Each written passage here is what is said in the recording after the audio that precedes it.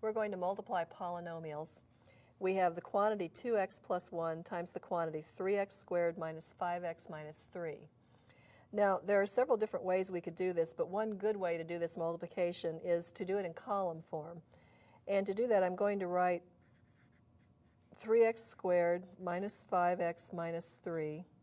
And then under it, I'm going to write this factor, 2x plus 1.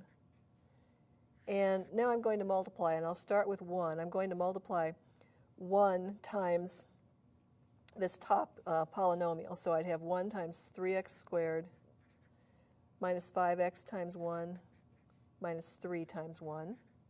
And now I'm going to do the same thing with the 2x. I'm going to multiply it times each of these three terms, and I'm going to line up like terms in columns so that I can combine them more easily that way. So I have 3x squared times 2x, which is 6x cubed, so I'm going to make a new column out here because this is my first x cubed term.